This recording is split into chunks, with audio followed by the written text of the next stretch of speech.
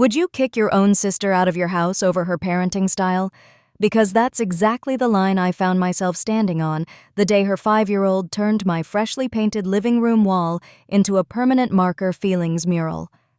Before you decide if I'm the villain or the hero here, listen to what happened and tell me in the comments what you would have done.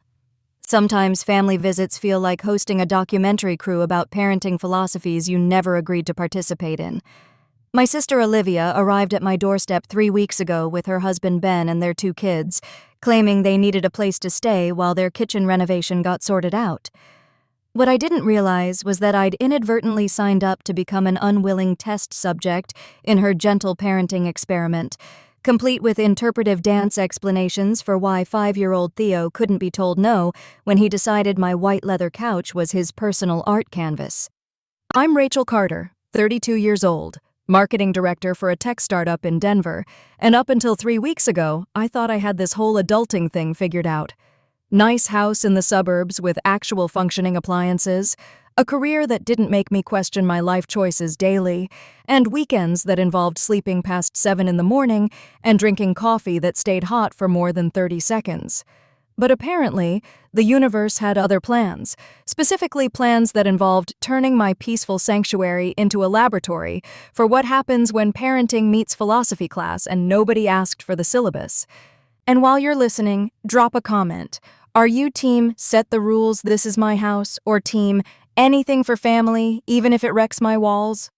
Olivia had always been different. Even as kids, she was the one reading self-help books at 12 and trying to mediate our parents' arguments with techniques she'd learned from some daytime talk show. So when she called 3 weeks ago explaining that their contractor had discovered asbestos and they needed somewhere to stay, I figured it would be like the sleepovers we used to have, maybe with slightly more chaos since kids were involved. What I didn't anticipate was the gentle parenting manifesto that apparently came with their luggage. For those blissfully unaware, gentle parenting is this philosophy where you treat children like tiny CEOs who just need better communication strategies instead of, children who sometimes need to be told that climbing the refrigerator isn't a valid life choice. It involves a lot of validating feelings, offering choices, and using phrases like connection before correction that sound profound until you're watching a 5-year-old negotiate his bedtime like he's brokering a peace treaty. The first red flag should have been when Theo, Olivia's 5-year-old tornado of destruction, walked into my kitchen on day 1 and announced he was hungry. Normal response from most parents would be something like, "Great, what would you like for a snack?" Olivia's response was a 20-minute exploration of his hunger feelings, asking him to rate his hunger on a scale of 1 to 10, discussing what his body was telling him, and then presenting him with 17 different options while explaining the nutritional benefits of each choice, like she was hosting a cooking show for preschoolers. By the time this hunger summit concluded, I could have driven to 3 different grocery stores and prepared a 5-course meal. Theo, meanwhile, had moved on from being hungry to being interested in seeing what would happen if he poured orange juice on my hardwood floors to create what he called hunger art. When I suggested maybe we could clean that up, Olivia gently redirected me, explaining that Theo was expressing his creativity and that cleaning could be a learning opportunity about cause and effect.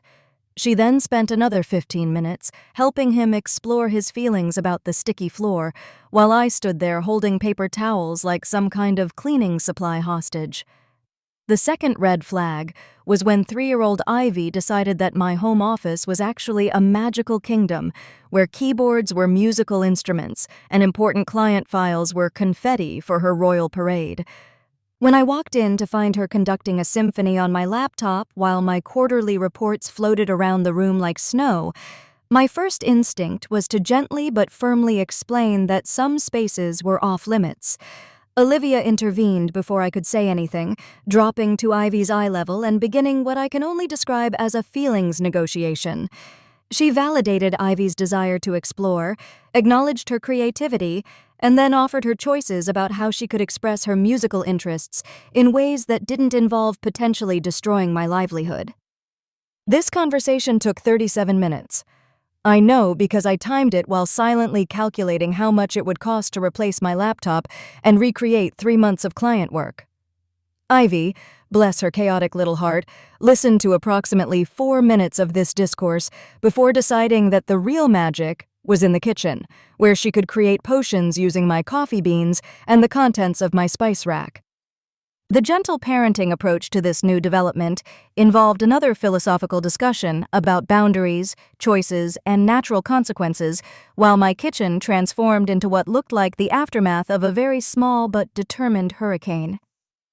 But the breaking point, the moment that made me question everything I thought I knew about family loyalty and the limits of human patience, happened last Tuesday at approximately 2 in the afternoon.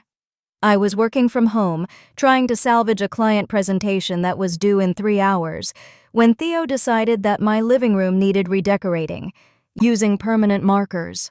On my walls, the walls that I'd spent an entire weekend painting the perfect shade of sage green after months of deliberation and 3 trips to Home Depot to get the color just right. When I discovered him creating what he enthusiastically described as a mural for Aunt Rachel, my immediate reaction was exactly what you'd expect from someone who'd just watched their home equity decrease in real time.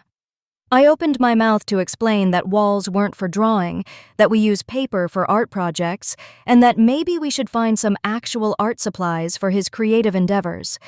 Before I could get a single word out, Olivia appeared beside me with the speed of a gentle parenting superhero, ready to save the day through the power of emotional validation and choice architecture. She knelt down beside Theo, her voice taking on that particular tone that I'd learned to recognize as the beginning of another extended feelings exploration session. She started by acknowledging his artistic vision, praising his color choices, and asking him to tell her about the story his mural was meant to convey. I stood there, watching permanent markers sink deeper into my wall, while Olivia conducted an art appreciation seminar with her 5-year-old. She explained how walls were different from paper, offered him alternatives for his creativity, and suggested they could work together to find a special space for his artistic expressions.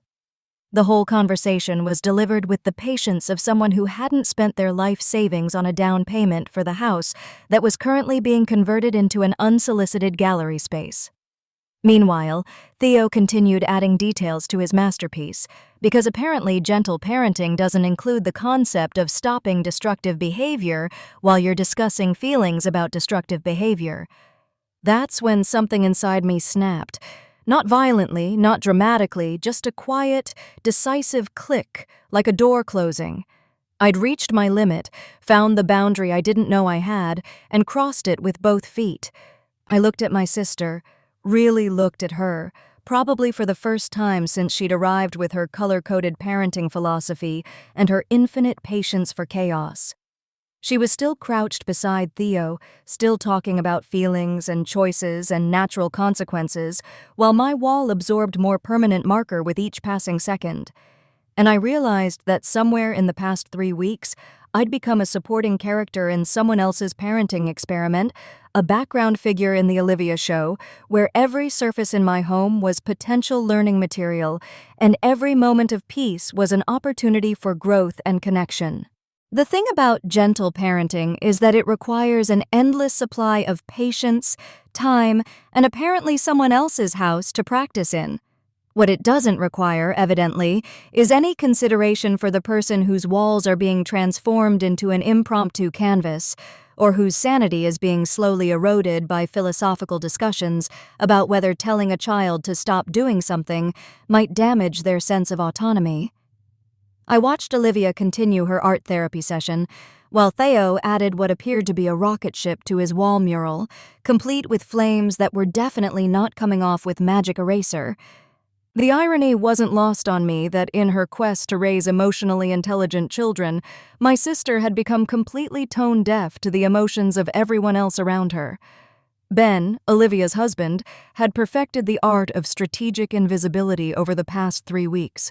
Whenever the gentle parenting lectures began, he would suddenly remember urgent phone calls that required his immediate attention in another room.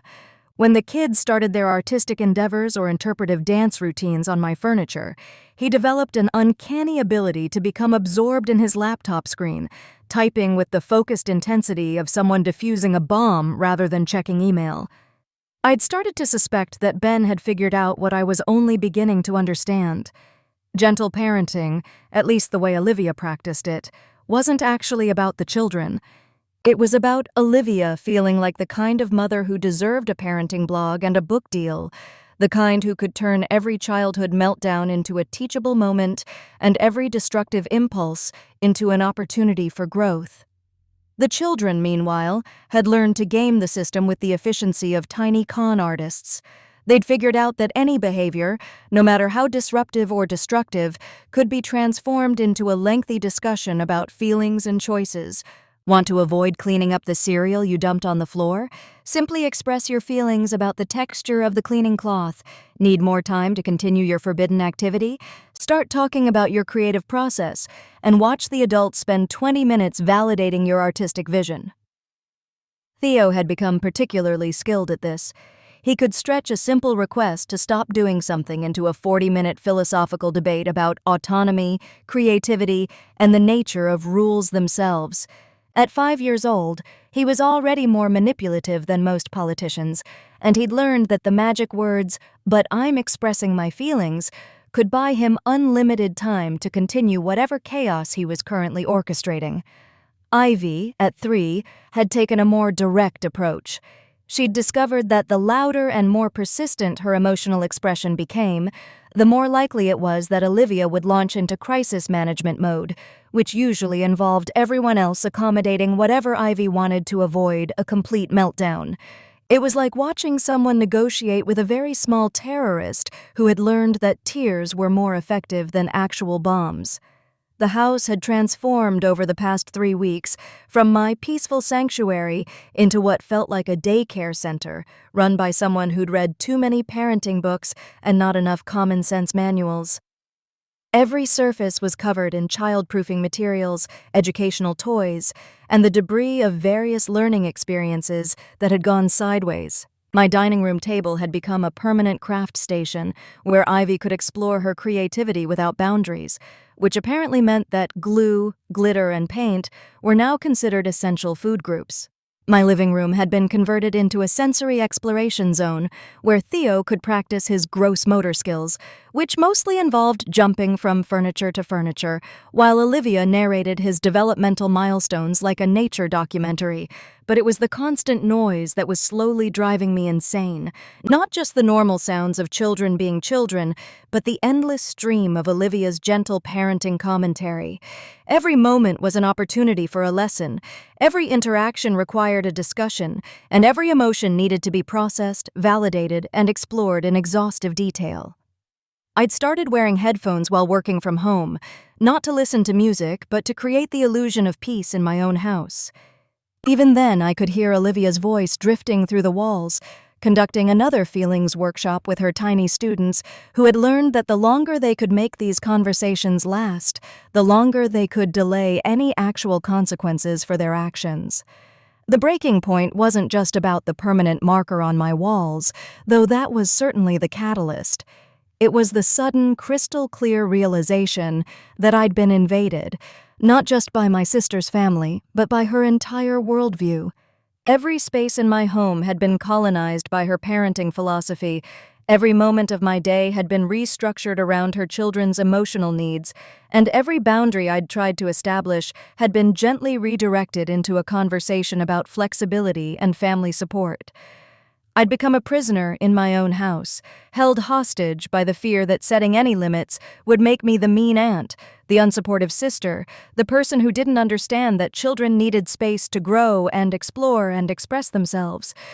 But watching Theo add details to his wall art while Olivia continued her motivational speech about creative expression, I realized that understanding and enabling weren't the same thing. The permanent marker was still moving across my sage green wall, adding new elements to what Theo was now calling his feelings picture. Olivia was still crouched beside him, her voice taking on that practiced patience that I'd learned to recognize as the sound of my own needs being systematically ignored in favor of her parenting performance. And that's when I made the decision that would change everything.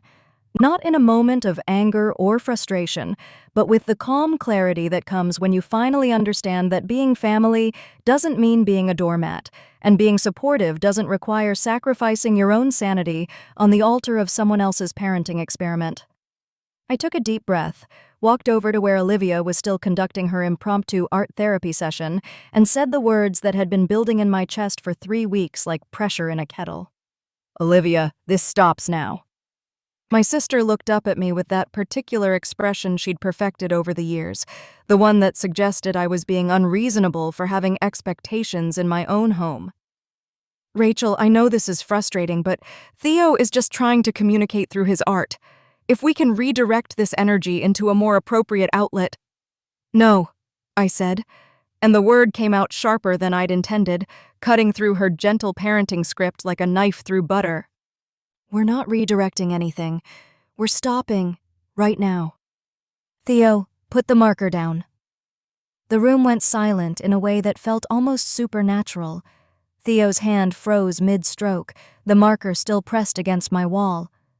Olivia straightened up slowly, her face cycling through confusion, surprise, and something that looked suspiciously like offense.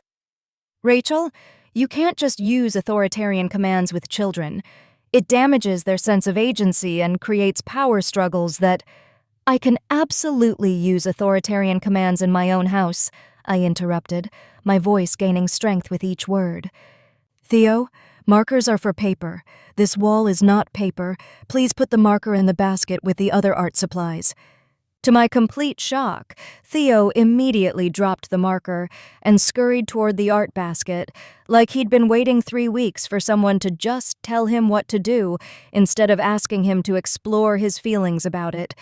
He looked almost relieved, like a tiny CEO who'd finally been given clear directives instead of endless committee meetings about strategic creative expression. Olivia stared at me like I'd just performed actual magic, her mouth opening and closing without producing sound. "But you didn't validate his artistic process or offer him choices about how to handle his creative energy." "You're right," I said, feeling a strange lightness spreading through my chest. "I didn't. I told him to stop drawing on my wall because drawing on walls is not acceptable in this house. And look at that. The world didn't end, his creativity wasn't crushed, and my wall stopped being destroyed. Revolutionary." Ben appeared in the doorway with the supernatural timing of someone who'd been hovering nearby, waiting to see if this moment would require his participation or if he could continue his strategic invisibility routine. Ivy toddled in behind him, clutching what appeared to be the remnants of my good dish towel that had apparently become her comfort blanket/art supply. Sometimes the most loving thing you can do for family is refuse to enable their dysfunction. Setting boundaries doesn't make you the villain in someone else's parenting story. It makes you the person who valued your own sanity enough to demand respect in your own home. So now I'm asking you, if you were in my shoes, would you have said something sooner or let it slide to keep the peace? Comment below whose side you're on, and if you've ever had a house guest like this, I definitely want to hear that story too.